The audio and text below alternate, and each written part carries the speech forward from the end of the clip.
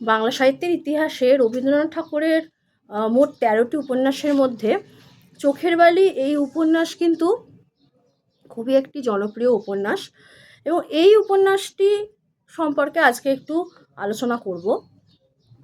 চোখের বালি রবীন্দ্রনাথ ঠাকুরের এক মনস্তাত্ত্বিকমূলক উপন্যাসের সাথে সাথে সামাজিক উপন্যাস, এবং 1903 সালে এই উপন্যাস প্রকাশিত হয়েছিল। রবীন্দ্রনাথ ঠাকুরের চোখের বালি উপন্যাসের বিষয়বস্তু দেখতে গেলে দেখতে পাই আমরা যে রূপ এবং বুদ্ধির অসাধারণ ঐশ্বর্য সত্ত্বেও বিনোদিনী পূর্ণ যৌবনেই বিধবা হয়ে যায় এবং এককালে মহেন্দ্রর সঙ্গে তার সম্বন্ধ স্থির হয়, কিন্তু সেটা ভেঙে যায়। পরে মহেন্দ্র আশাকে বিয়ে করে এবং মহেন্দ্র আশার সংসারে আশার সই হিসেবে আসে এই চোখের বালি, যাকে আশা বলতো বিনোদিনী, চোখের বালি হয়ে আসে বিনোদিনী। তো বিনোদিনীকে আশা কিন্তু চোখের বালি বলতো, তার সই হয়ে উঠেছিল। কিন্তু অচিরেই তার প্রেম বুভুক্ষুর হৃদয় এই সুখী দম্পতিকে দেখে জ্বলে ওঠে। সেই আগুনকে আলো ভেবে ভুল করে মহেন্দ্র। বিপর্যস্ত হয় তাদের সংসার জীবন। বিনোদিনী মহেন্দ্রকে আকর্ষণ করেও প্রত্যাখ্যান করে, কারণ সে তখন মহেন্দ্রের বন্ধু বিহারীর প্রতি মুগ্ধ হয়ে উঠেছিল। শেষ পর্যন্ত বিহারী বিনোদিনীর প্রেমকে স্বীকৃতি দেয়, কিন্তু বিনোদিনী নৈতিক সুচিতায় বিধবা বিবাহে অসম্মত হয় এবং রাজলক্ষ্মীর সঙ্গে কাশী যাত্রা করে। এই গেল বিষয় বস্তু। কেন উল্লেখযোগ্য দেখতে গেলে দেখতে হবে আমাদের মনস্তাত্ত্বিক বিশ্লেষণের দিক। মনস্তাত্ত্বিক বিশ্লেষণের দিক অর্থাৎ আঁতের কথা বলতে এখানে মহেন্দ্র আর বিনোদিনী যে আকর্ষণ বিকর্ষণকে কেন্দ্র করে বাংলা উপন্যাসে মনস্তাত্ত্বিক বিশ্লেষণ রীতি শুরু হয়েছিল, তা এক নতুন দিগন্তের সূচনা করেছিল। কোন দিগন্তের সূচনা?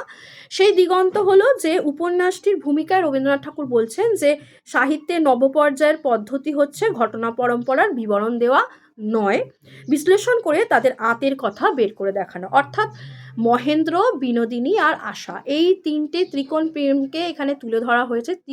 ত্রিকোণ প্রেমে তিন চরিত্র, এবং তার সাথে সাথে মহেন্দ্রের যে বন্ধু বিহারী, তারও যে মানসিকতা, তার যে সূক্ষ্ম মনোভাব, সেইগুলো কিন্তু এখানে মনস্তত্ত্বমূলক এই কারণেই বলা হয়েছে, তাদের মনের কথা, এই চরিত্রগুলোর আঁতের কথা উঠে এসেছে। তো এই মনোবিশ্লেষণের ক্ষেত্রে মহেন্দ্র এবং বিহারী এই দুই পুরুষের প্রতি তার আকর্ষণে, যদি আমরা মহেন্দ্র আর বিহারীকে এক পয়সা দুই পিঠ ধরে নিই, তাহলে দেখা যাবে যে বিনোদিনী চরিত্রের আশ্চর্য রূপান্তর দেখা গেছে দুই পুরুষকে কেন্দ্র করে। যেখানে প্রথমে ছলনা আছে, তারপর প্রলোভন আছে, চাতুরি আছে, মুগ্ধ আত্মনিবেদন আছে, বিবশ আত্মসমর্পণ আছে, পূজা এবং আরতির মধ্যে দিয়ে তাদের প্রেম পূর্ণতা পাচ্ছে। রিয়ালিজমের প্রকাশ অর্থাৎ রিয়ালিস্টিক আর বাস্তবতার দিকটা কতটা ফুটে উঠেছে। বাস্তবতা বলতে এখানে বঙ্কিমচন্দ্র চট্টোপাধ্যায়ের যে বিষবৃক্ষ উপন্যাসকে রবীন্দ্রনাথ ঠাকুর অনুসরণ করে চোখের বালি শুরু তো করেছিলেন, কিন্তু পরবর্তীকালে তিনি তার ঘটনার মোড় ঘুরিয়ে দেন, যেখানে বিনোদিনীকে তিনি তুলে ধরছেন। সেই বিনোদিনী যে কিনা এখানে সংসারকে জ্বালানোর একটা যে প্রতিরূপ এখানে ফুটে উঠেছে। সংসার সুখী দাম্পত্যে সার আগমন ঘটছে, যার ফলে দাম্পত্য জ্বলে যাচ্ছে, এবং সেখানে এই কথাই এখানে বলা হয়েছে। এবং বিনোদিনী চরিত্রকে এখানে এমনভাবেই ফুটিয়ে তোলা হয়েছে, বিনোদিনী বুদ্ধিমত্তায়, শিক্ষায় দীক্ষায় অনেকটা এগিয়ে, আশার থেকে অনেক বেশি জানে, এবং সেই বিনোদিনী যে কিনা দেখা যাচ্ছে যে সম্পূর্ণ একটা বাস্তবতা কেন্দ্রিক একটা চরিত্র, বাস্তব চরিত্র, রিয়ালিজম এখানেই ফুটে উঠেছে।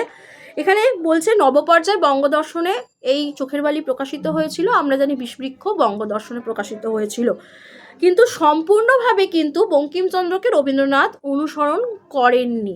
বিনোদিনী বিধবা ছিল, বিধবার মনস্তত্ত্ব, বিধবার মনের যে ভাব, বিধবা হওয়ার পরেও তার মনের যে প্রেম, তার মনে যে প্রেম ভাব আসে, তার যে একটা ছলনা, তার যে চতুরতা, এইগুলো দেখিয়েছে। পুরো বাস্তব নারী চরিত্রকে তিনি তুলে ধরেছেন। সেই দিক থেকে রিয়ালিজম।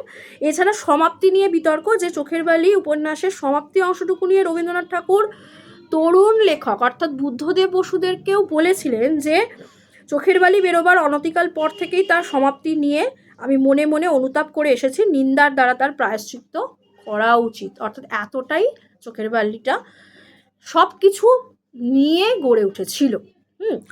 তো চরিত্রই এমন হয়েছে যে নারীর অন্তর্দ্বন্দ্বকেও এখানে ফুটিয়ে তোলা হয়েছে, সেটাও একটা বিষয়।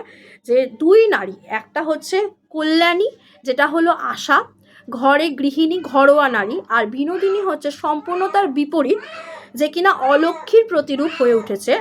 অন্তর্দ্বন্দ্ব এবং অন্তর্বিরোধ দুই নারীর মধ্যে দেখানো হয়েছে। রবীন্দ্র সাহিত্যে এই মূর্তিমতী অলক্ষ্মী হলো বিনোদিনী। তো এই নারীদের মনস্তত্ত্ব, সূক্ষ্ম মনস্তত্ত্বগুলোকে তিনি তার এই উপন্যাসে ফুটিয়ে তুলেছেন। বিনোদিনীকে বিশেষ করে তিনি যেভাবে দেখিয়েছেন, সেখানে চোখের বালি অনেকটা এগিয়ে, অনেক মানে জনপ্রিয় উপন্যাস হয়ে উঠেছে।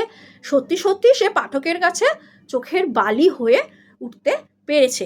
এইখানে এই চরিত্রের সার্থকতা বলেই কিন্তু চোখের বালি আজ নামকরণেও সার্থকতা লাভ করেছে। তো এই গেল চোখের বালি সম্পর্কে সংক্ষিপ্ত কিছুটা আলোচনা। পরের ভিডিওয়ে থাকছে অন্য কোনো উপন্যাসের উপর আলোচনা। আজকের আলোচনা ভালো লেগে থাকলে চ্যানেল অবশ্যই সাবস্ক্রাইব করে দিয়ে লাইক করে বন্ধুদের সাথে শেয়ার করে দিতে হবে। আজকের আলোচনা এই পর্যন্তই। Thank you.